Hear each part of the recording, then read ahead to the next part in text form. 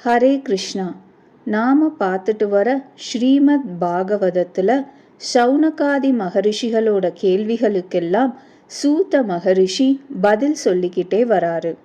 சென்ற பதிவில் என்ன பார்த்தோன்னா, பகவான் எப்படி பிரம்மாஸ்திரத்திலேருந்து பஞ்ச பாண்டவர்களையும் அபிமன்யுவின் மனைவியான உத்தரையும் காப்பாற்றினாருன்னும், யுதிஷ்டிரருக்கு எப்படி ராஜ்ய பட்டாபிஷேகம் செய்வித்தாருனும், துவாரகைக்கு அவர் திரும்பவும் செல்வதற்கு முடிவெடுத்து தேரில் ஏறினப்போ யுதிஷ்டிரர் வந்து பகவானை தடுத்து தனக்கு தன்னுடைய துக்கத்தை தீர்க்கும்படி கேட்குறாரு. அதற்கு பகவான் இப்போ என்ன துக்கம்னு கேள்வி கேட்க யுதிஷ்டிரர் என்ன சொல்றாருங்கிறத இப்போ பார்ப்போம். யுதிஷ்டிரரான தர்மர் சொல்றாரு, கிருஷ்ணா, தர்ம யுத்தத்தில் எதிரிகளை கொல்றது தர்மம் தான், பாபம் இல்லைன்னு தர்ம நூல்களில் சொல்லியிருந்தா கூட இதனால எத்தனையோ போர்வீர்கள் இறந்து போய் அவர்களுடைய குடும்பங்களும் ஸ்திரீகளும் குழந்தைகளும் பெற்றோர்களும் நிர்கதியா உறவினர் இல்லாம நிற்கிறத பார்க்கும் பொழுது எனக்கு மனசு ரொம்ப கவலையா இருக்கு. ஏதோ பெரிய பாவங்களை பண்ணிட்டோமோன்னு மனசுக்கு தோணுது. வெறும் யாகங்களை மட்டும் பண்ணி இந்த பாவத்தை போக்கிக்க முடியும்னு என் மனசுக்கு தோணலை. என் மனசு இதனால ஆறுதல் அடையாம இருக்கு கிருஷ்ணா. சூதர் சௌனகாதி மகரிஷிகள் கிட்ட சொல்றாரு, இந்த மாதிரி கிருஷ்ணர்கிட்ட தன்னுடைய துக்கத்தை விவரிச்ச தர்மர் தன் மனசுக்குள்ள தன்னோட பிரஜைகளுக்கு தான் துரோகம் பண்ணிட்டதா நினைக்கிறாரு. அப்போ தர்மர் கிருஷ்ணரோடையும் தன்னுடைய உறவினர்களோடையும் மகரிஷிகளோடையும் குருக்ஷேத்திர யுத்த களத்துல அம்பு படுக்கையில படுத்துக்கிட்டு இருக்கிற பீஷ்மரை பார்க்கறதுக்கு போறாரு. நம்ம எல்லாருக்குமே தெரியும், பீஷ்மர் சாகா வரம் பெற்றவர்.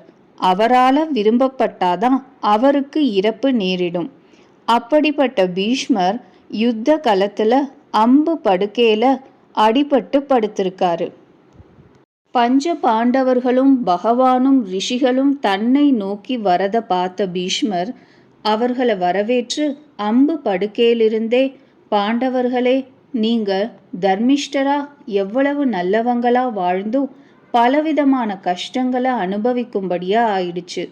இதெல்லாம் பகவானுடைய லீலைனும் காலத்தோட ஒரு கட்டுப்பாடுன்னும் நீங்க நினைச்சு மனசு தளராம இனிமே உங்க வாழ்க்கைய நல்லபடியா பார்த்துக்கங்க.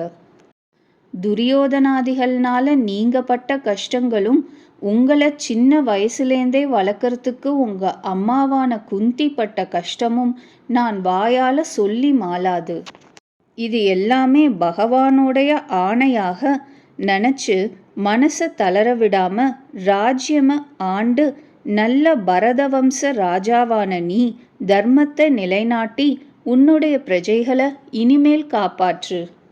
சிவபிரானும் நாரதரும் மட்டுமே முழுசா அறிஞ்சுக்கிட்ட இந்த பகவான் உன் பக்கத்துல உனக்கு மாமன் மகனாக, உன் நண்பனாகவும் தூதனாகவும் தேரோட்டியாவும் இருந்து உன்னுடைய எல்லா கஷ்டங்கள்லையும் உன் கூட இருந்து உன்னை காப்பாற்றி வந்துட்டு இருக்காரு. இப்படி தான் ஏதோ தன் பிரஜைகளுக்கு துரோகம் பண்ணிட்டோமோன்னு நினைச்ச தர்மருக்கு பீஷ்மர் மன தேர்ச்சி கொடுக்கறாரு. அதை கேட்ட தர்மர் பீஷ்மர் கிட்ட கேட்கறாரு, நீங்க எல்லா தர்மமும் தெரிஞ்சவர், என்கிட்ட சொல்லுங்க, எல்லாவற்றிலுமே சிறந்த தர்மம்ங்கிறது எது அப்படின்னு யுதிஷ்டிரர் கேட்கறாரு. அதற்கு பீஷ்மர் சொல்றாரு, பகவான ஆராதனம் பண்றது தான் உத்தமமான செயல். அதை காட்டிலும் வேறு எந்த தர்மமும் உத்தமம் கிடையாது. இப்படி சொல்லி பகவானை துதித்து விஷ்ணு சகஸ்ரநாமம்ங்கிற மிகப்பெரிய ஒரு ஸ்தோத்திர நூலை நம்ம எல்லாருக்கும் பீஷ்மர் கொடுக்கறாரு. இப்படி பகவான ஸ்தோத்திரம் பண்ற பீஷ்மர் சொல்றாரு, எப்படிப்பட்ட பகவானுடைய நாமத்தை ஜபிச்சாலும் சாகும் பொழுது அந்த பகவான மனசுல ஒரு க்ஷணமேனும் நினைச்சாலும் எப்படி ஒரு ஜீவன் மோட்சம் அடைவானோ அப்படிப்பட்ட பகவான் ஸ்தூல வடிவத்தோட என் கண் முன்னாடியே நிற்கிறாரே, என் உயிர் போற வரைக்கும் இந்த பகவான் என் முன்னாடியே நின்று எனக்கு மோட்சத்தை அளிக்கட்டும். சூதர் சௌனகாதி மகரிஷிகள் கிட்ட சொல்றாரு, இந்த மாதிரி பகவானை பார்த்து தான் உயிரை விடுறதுக்கு பீஷ்மர் முடிவு பண்ணின உடனே தர்மர் பீஷ்மர் கிட்ட பலவிதமான தர்ம சம்பந்தமான கேள்விகளை கேட்குறாரு. எல்லா கேள்விகளுக்கும் பீஷ்மர் பதில் அளிச்சுக்கிட்டே வரும்போது விடியற்காலை வேலை ஆகிடுது. இது உத்தராயண காலம்னு தெரிஞ்சுக்கிட்டு பீஷ்மர் அப்பவே உயிரை விட துணியறாரு. பகவான் மகாபாரத யுத்தத்துல தான் ஆயுதம் எடுக்க மாட்டேன், நிராயுத பாணியாகத்தான் இருப்பேன், யுத்தம் நான் செய்ய மாட்டேன்னு பிரதிஜை பண்ணினாரு. வெறும் பஞ்சபாண்டவர்களுக்கு தேரோட்டியாத்தான் இருப்பேன்னு முடிவு பண்ணினாரு. பகவானோடைய இந்த பிரதிஜைய யுத்தத்திற்கு முன்னாடியே கேள்விப்பட்ட பீஷ்மர், நான் எப்படியேனும் பகவான ஆயுதம் எடுக்க வெப்பேன்னு அவர் ஒரு சபதம் பண்றாரு. பகவான் என்னதான் தன் வாக்கை மீறாதவராய் இருப்பவர்னாலும் தன்னுடைய பக்தர்களுக்காகவும் அடியவர்களுக்காகவும் தர்மத்தை கடைபிடித்து வாழ்பவர்களுடைய வாக்க தன்னுடைய வாக்கை விட மேலானதா மதிக்கிறாரு. அதனால யுத்த களத்துல ஒரு கட்டத்துல பீஷ்மர் மேல கோவப்பட்டு தேரோட சக்கரத்தையே ஆயுதமா எடுத்து தாக்கிறதுக்காக பகவான் கிளம்புறாரு. பின்னர் அர்ஜுனன் தடுத்து பகவான் ஆயுதத்தை விட்டுடுறாரு. அம்பு படுக்கையில படுத்துக்கிட்டு உயிர் விட போகிற பீஷ்மர் இதை நினைச்சு மனசு நெகிழ்ந்து போறாரு. எப்பேற்பட்ட பகவான் என்னுடைய அகங்காரத்தினால நான் பண்ண பிரதிஜைய கூட நிறைவேற்றி தன்னுடைய வாக்க கைவிட்டானே அப்படின்னு நினைச்சு இன்னமும் ஸ்தோத்திரம் பண்றாரு.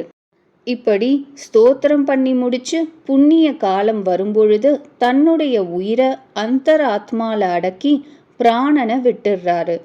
இதுக்கப்புறம் தர்மரே பீஷ்மருக்கு அந்திம கிரியைகளை பண்ணி தன்னுடைய ஹஸ்தினாபுரத்துக்கு திரும்பிடுறாரு. ஹஸ்தினாபுரம் வந்து திருதராஷ்டிர மகாராஜாக்கும் காந்தாரிக்கும் பீஷ்மர் இறந்து போன விஷயத்த சொல்லி அவர்களையும் சமாதானப்படுத்துறாரு. இப்படி யுத்தத்தை முடிச்சு ராஜ்ய பட்டாபிஷேகம் ஏத்துக்கிட்ட பரத வம்சத்துல வந்த யுதிஷ்டிர மகாராஜாவினுடைய ராஜ்யத்துல வானம் மும்மாறி மழை பொழிந்தது.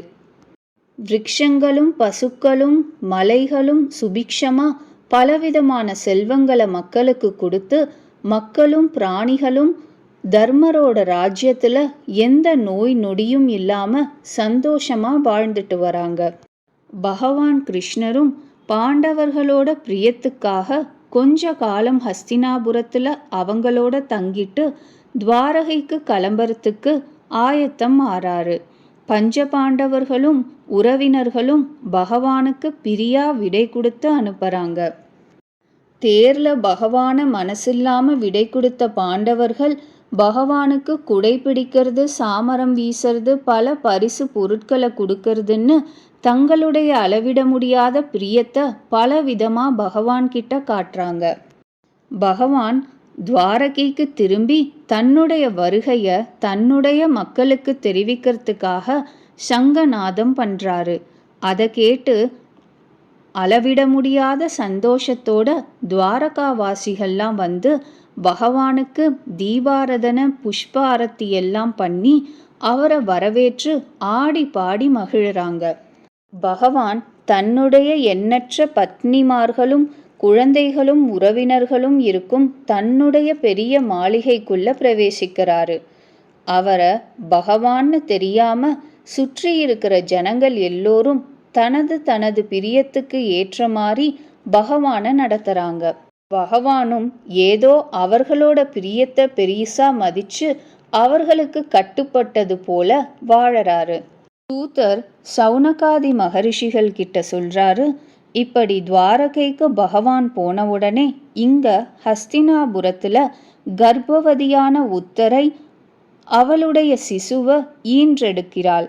அப்போ அந்த சிசுவானது பாண்டவர்களுடைய தந்தையுமான தன்னுடைய பாட்டனுமான பாண்டு மகாராஜாவையே உரிச்சு எடுத்தது போல இருந்தான். யுதிஷ்டிர மகாராஜா பௌராணிகர்கள் எல்லோரையும் கூப்பிட்டு அந்த குழந்தைக்கு ஜாத கர்மா பண்ணி வைக்கிறாரு. அந்த பௌராணிகர்கள் எல்லாரும் அந்த குழந்தையோட பிறந்த வேலையையும் ஜாதகத்தையும் ஆராய்ச்சி பண்ணி இவன் விஷ்ணுவால கர்ப்பத்துல காப்பாற்றப்பட்டதுனால விஷ்ணு ராதன்கிற பேர்லயே அழைக்கப்படுவான். உங்க வம்சத்துல தோன்றின இந்த புத்திரனான விஷ்ணுராதன் நீங்க எல்லோரும் பாண்டவர்களாக எப்படி பாகவதர்களாகவும் தர்மிஷ்டர்களாகவும் வீரர்களாகவும் இருந்தீங்களோ அதே மாதிரி இந்த விஷ்ணுராதனும் வீரனாகவும் தர்மிஷ்டனாகவும் எல்லோராலும் போற்றப்படுவான். இந்த விஷ்ணுராதன்கிற குழந்தை வளர வளர தான் கர்ப்பவாசத்துல இருந்தப்போ பார்த்த மகாவிஷ்ணுவை தான் பார்க்கிற மனிதர்கள் எல்லோருக்கு நடுவுலையும் தேடிட்டே இருக்கான். இந்த மனிதர் தான் நான் கர்ப்பவாசத்துல இருந்தப்போ பார்த்த மகாவிஷ்ணுவா, இல்ல அந்த மனிதர் தான் நான் கர்ப்பவாசத்துல பார்த்தவரா? இப்படி தான் பார்க்க நேரிடும் எல்லா மனிதர்களையும் பரீட்சை பண்ணிட்டே இருந்ததுனால யார் பகவான் தான் பார்த்த மகாவிஷ்ணு யார்னு பரீட்சை பண்ணிட்டே இருந்ததுனால இவன் விஷ்ணுராதன்கிற பேரை விட பரீட்சித்துங்கிற பேர்ல மிக பிரசித்தமா அறியப்பட்டான். சூத மகரிஷி சௌனகாதி மகரிஷிகள் கிட்ட சொல்றாரு, இப்படி குரு வம்சத்தை சேர்ந்த விதுரர்ங்கிற பெரிய வீரராகவும் தர்மிஷ்டராகவும் இருந்தவர் எப்போ யுத்தத்திற்கு முன்னாடி கௌரவர் பக்கம் யுத்தம் செய்ய மாட்டேன்னு ராஜ்யத்தை விட்டு போனாரோ அவர் இப்போ யுதிஷ்டிரர் ராஜ்யம் ஆண்டுட்டு இருக்கும் பொழுது திரும்பி வராரு. இப்போ விதுரர் யாருங்கிறத பார்ப்போம். முன்னாடியே மத்ஸ்யகந்தியான சத்தியவதி மகாராணியோட கதையை நாம பார்த்தோம். வியாசர் பிறந்ததுக்கு அப்புறம் மத்ஸ்யகந்திய சந்தனு ராஜா ஆசைப்பட்டு திருமணம் பண்ணிக்கும் பொழுது பீஷ்மர் தான் பிரம்மச்சாரியாகவே இருப்பேன்னு அந்த மத்ஸ்யகந்தியோட மீனவ தகப்பனாருக்கு பிரதிஜை பண்ணி கொடுக்கறாரு. இப்படி சத்தியவதி தனக்கு சந்ததிகள் இல்லாம போயிடக்கூடாதேன்னு தன்னுடைய பிள்ளையான வியாசரை கூப்பிட்டு தன்னுடைய மருமகள்களான இருவரையும் வியாசரோட சேர்ந்து குழந்தை பெற்றுக்குமாறு ஆணையிடுறா. அந்த இரு ராஜகுமாரிகளுக்கும் பணிப்பெண்ணா இருந்தவளுக்கும் வியாசருக்கும் பிறந்தவர்தான் இந்த விதுரர். இந்த விதுரர்ங்கிறவரு யமன் தர்மராஜனோட அவதாரம்னு சொல்லப்படுது. அவர் தன்னுடைய தந்தையான வியாசரை போலவே தபஸ்வியா இருந்தாலும் க்ஷத்ரிய பெண்ணுக்கு பிறக்காததுனால அவரால ராஜ்ய பொறுப்பை ஏத்துக்க முடியல. திருதராஷ்டிரனுடைய ராஜ்யத்துல ஒரு தர்ம ஆலோசகரா விதுரர் இருந்துட்டு வராரு. அப்போ ஒரு சமயம் பாண்டவர்களுக்கு கொஞ்சம் கிராமமோ வீடுகளோ தரும்படி கிருஷ்ணர் தூது வரும்பொழுது துரியோதனன் அதை மறுக்க விதுரர் கோபப்பட்டு துரியோதனனை கண்டிக்கிறாரு. பாண்டவர்களுக்கு ஊசி முனை இடம் கூட கொடுக்க மாட்டேன், யுத்தம்தான் செய்வேன், அவர்களை எப்படியேனும் கொன்று விடுவேன்னு துரியோதனன் கிருஷ்ணர்கிட்ட சொல்லும் பொழுது விதுரர் கோபப்பட்டு கண்டிக்க துரியோதனன் விதுரரை அவமரியாதையா பேசிடுறான். இப்படி துரியோதனனால அவமானப்படுத்தப்பட்ட விதுரர் ராஜ்யத்தை விட்டு யுத்தம் ஆரம்பிக்கிறதுக்கு முன்னாடியே க்ஷேத்ராட்டனம் புறப்பட்டு போயிடுறாரு.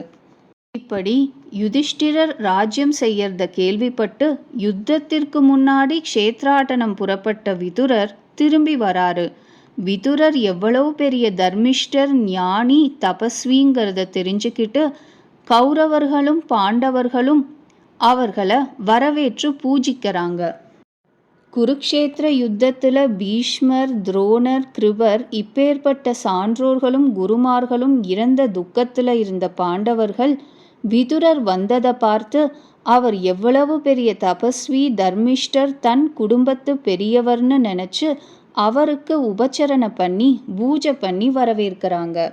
இப்படி யுதிஷ்டிரர் அவரை ரொம்ப பிரியமா உபசரிச்சு அவர்கிட்ட பலவிதமான கேள்விகளை கேட்கிறாரு. தர்மர் சில முக்கியமான தகவல்களையும் விதுரர்கிட்ட கேட்கிறாரு. அதை அடுத்த பதிவில் பார்ப்போம்.